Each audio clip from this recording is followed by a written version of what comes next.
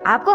हाँ, मुझे मुझे पूछा गया हाँ। कि क्या हुआ था, कैसे आए करके। तो पहले मुझे पूछा कि आपका नाम क्या है, वाह। और मैंने बताया कि मेरा नाम राजेश्वरी है और मैं हक्की पिक्की कम्युनिटी से हूँ।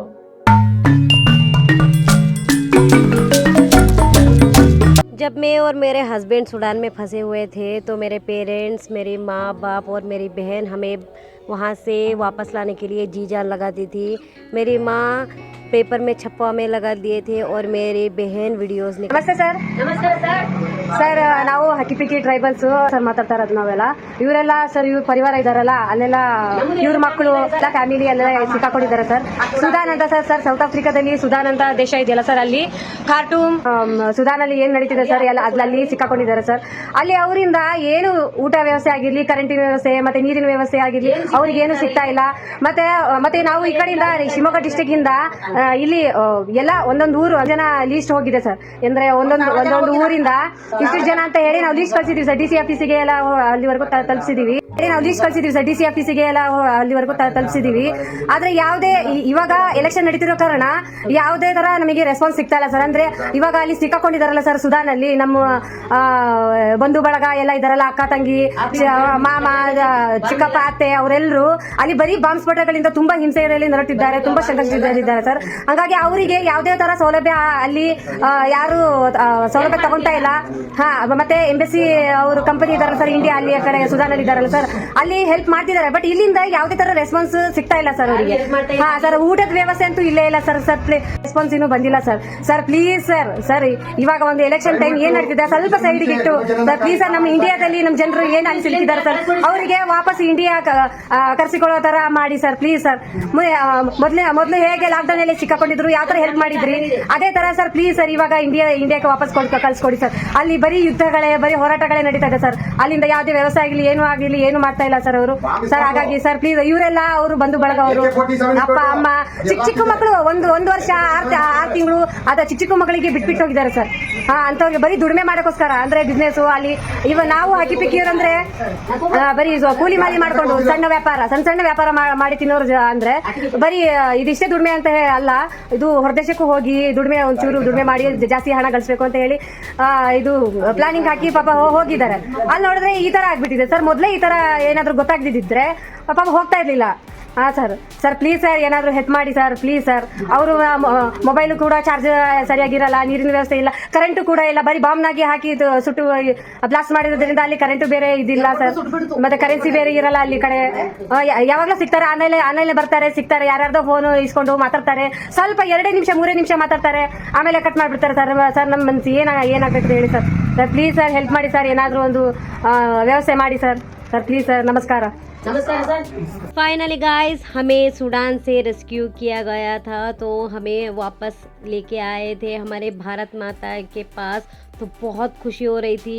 हमारे प्रधानमंत्री जी से मुलाकात करने का मौका मिला गया था गाइस। बहुत अच्छा लग रहा था। घर जाने के थोड़े दिन बाद मेरे बहन से मिलने के लिए गई, तो तब पता चला कि हमारे पीएम जी हमसे मिलना चाहते हैं। तो हमें विश्वास ही नहीं हो रहा था, मुझे लगा कोई मजाक कर रहा है। तो बाद में कंफर्म हो गया कि सच में मिलना चाहते हैं। तो गाइस खुशी का ठिकाना ही नहीं रहा। पहले ही इंटरव्यू देना पड़ा था, तो फिर कोरोना टेस्टिंग, हेल्थ टेस्टिंग करवाया। 3 लोगों को सिलेक्ट किया गया था गाइस मोदी जी से बात करने का। तो छोटा सा मीटिंग किया था, उनसे कैसे बात करना है, क्या बात करना है और कितने डिस्टेंस में रहना है, और उनको छूना नहीं है, पास जाना नहीं है, और बहुत कुछ रिस्ट्रिक्शन किया गया था गाइस। हमें सारे कंडीशंस को मानकर फिर चले गए अपने अपने घर। फिर नेक्स्ट डे तैयार हो गए। मेरी माँ और मेरी बहन का आइडिया था कि हमारे ट्राइबल आउटफिट में ही जाने का, क्योंकि इनसे हमारा हक्की पिक्की कम्युनिटी का शान बढ़ता है। जब तैयार हो रही थी मुझे इतनी डर लग रहा था, इतना नर्वस हो रही थी मैं बता नहीं सकती, इतनी खुशी भी हो रही थी। माँ जी, जिलाध्यक्ष भानुप्रकाश जी हमारे लिए बहुत ही अच्छी सुविधा और बस का व्यवस्था करके दिया, क्योंकि बिना प्रॉब्लम के हम मोदी जी से मुलाकात कर सके। अभी एयरपोर्ट का बताया हुआ है, अभी हम मोदी जी से भेंट करने के लिए जा रहे हैं थोड़ी देर में। तो बहुत खुशी हो रही है, बहुत ही खुशी हो रही है। पता नहीं। गाइस मैं बस में जा रही थी, फिर भी मुझे बिल्कुल भी यकीन ही नहीं हो रहा था कि मैं पीएम नरेंद्र मोदी जी से बात करने जा रही हूँ, भेंट करने जा रही हूँ। सच में गाइस में मुझे विश्वास ही नहीं हो रहा था जब तक मैं उन्हें ना देख लूँ सामने। जब उनसे मिलने का टाइम नज़दीक आ रहा था, दिल इतने ज़ोर से धड़क रहा था। जब पीएम जी से मिले मुझे यकीन ही नहीं हो रहा था गाइस, हम पीएम जी से बात कर रहे हैं। इतनी सरलता, इतने अच्छे, इतने पॉजिटिव वाइब्स थी उनमें। हमारे हक्की पिक्की कम्युनिटी का गाना भी गाने के लिए कहा। गाना भी बहुत बढ़िया गाते हैं। चावंडी ले वो देवी हमारा घर ने देवी ले मारा पुरकनी माता ले वो कालका वो काली मारी मैया तू ले वो देवी वो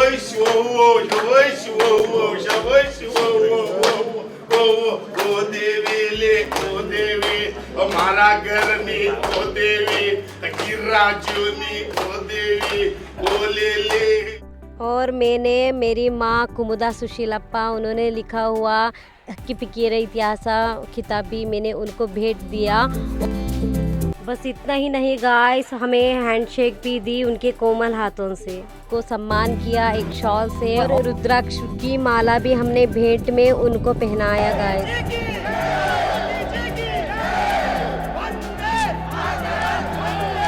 तो गाइस उनको आलीशान सोफ़ा दिया गया था गाइस, लेकिन उन्होंने हमारे साथ एक मामूली सी चेयर में ही बैठना पसंद किया गाइस। उनका ये बड़ापन देख के बहुत दिल को छू गया गाइस। और उनसे मुलाकात करके जब घर गए इतनी एक्साइटेड, इतनी खुशी थी। और मेरी बेटी को, मेरी दीदी की बेटी को भी क्राउन पहना के फ़ोटो खींच पाया। फिर क्या गाइस, मेरी दीदी आ गई मुझे इंटरव्यू करने के लिए, तो शुरू कर दिया सवाल पे सवाल पूछना। आप भी सुनिए। राजेश्वरी, हाँ अभी तो मोदी जी से मिलके आई हो, कैसा लगा आपको? कैसा था एक्सपीरियंस? यो क्या बताऊँ, बहुत ही खुशी हो रही है। मुझे यकीन ही नहीं हो रहा है कि मैं मोदी जी से अभी विजिट करके आई हूँ। आसमान पे हूँ अभी, आसमान पे। बहुत अच्छा लग रहा है। हाँ, एयरपोर्ट में मिला तो उनका स्वागत कैसे किया आपने? क्या स्वागत, उन्होंने ही हमारा स्वागत कर दिया। क्या करें, सिर्फ हम ही 50 लोगों को मिलने के लिए एयरपोर्ट से चल के हमारे रूम तक आए थे। हमें वीआईपी लॉन्च दिया था, सिर्फ वीआईपी लोग आने का एक लॉन्च था। वहाँ पे हमको बिठा के मोदी जी आने तक बिठा के रखे थे। और जब वो फ्लाइट उतरी, हमने देखा आंखों से फ्लाइट नीचे फ्लाइट लैंड होते हुए, और मोदी जी चल के हमारे रूम के पास आ रहे थे। बस आप ही लोग थे? हाँ, आप कितने लोग थे? पिक्की के लोग 47 लोग थे। हाँ। और 2 हमारे अध्यक्ष थे। इतना खुशी हुआ, अरे बाप रे, क्या बताओ, इतना खुशी हुआ। जब वो एंटर कर रहे थे, हमने उनको स्वागत किया। सबसे पहले तो आप सबको मेरी तरफ से बहुत बहुत बधाई।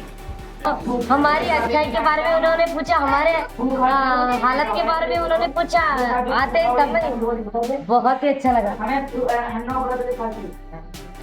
हाँ, तो फिर मोदी जी से बात हुई आपसे? हाँ, क्या बताऊं, 2 लोग को पूछे कि सूडान में कैसा था और क्या कर रहे थे, वहाँ पे क्यों गए थे। वो लोग ने जवाब दिया। हाँ। फिर मुझे पूछा गया। आपको? हाँ, मुझे पूछा गया कि क्या हुआ था, कैसे आए करके। तो पहले मुझे पूछा कि आपका नाम क्या है। वाह। और मैंने बताया कि मेरा नाम राजेश्वरी है और मैं हक्की पिक्की कम्युनिटी से हूँ।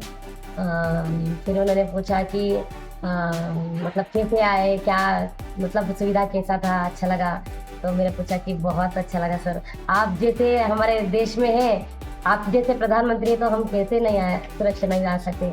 तो बहुत सी इतना मुश्किल था वहाँ पे रहना, हमने सोचा था कि नहीं आएंगे यहाँ पे। तो हमारे देश के पीएम के पास हमारे इस हालत के बारे में पता चलेगा, तो हमको यकीन था कि वो मदद करेंगे। तो वैसे ही हुआ, उनके पास हमारे सारी जानकारी पहुंच गई इंडियन एम्बेसी से। तो सारी सुविधाएं बनाई इंडियन, हमारे मोदी जी ने सभी तैयारी कर रखी थी कि हमको लाना ही लाना है कैसे भी करके।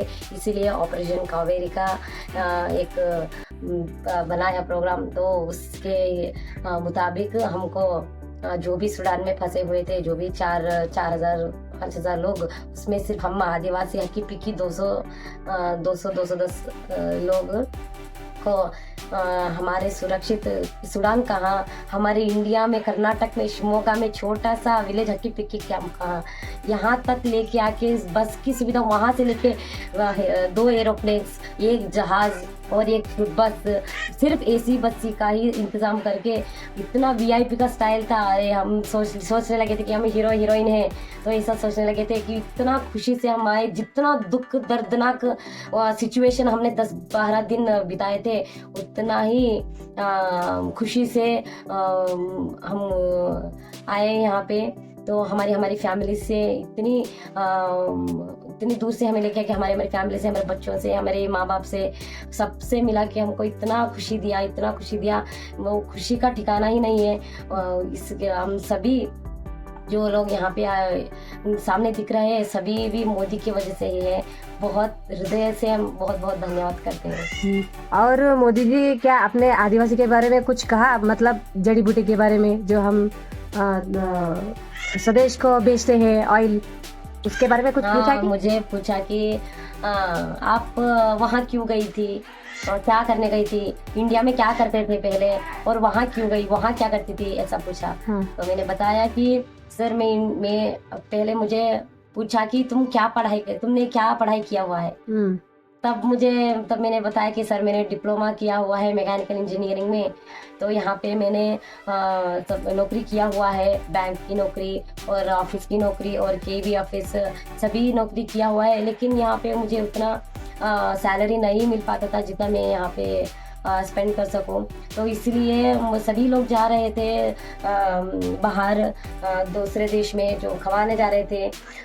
तो इसलिए मुझे लगा कि हाँ, जो जा रहे हैं तो कुछ तो अच्छा बिजनेस होगा, तो इसलिए मैंने सोचा कि मुझे भी जाना चाहिए।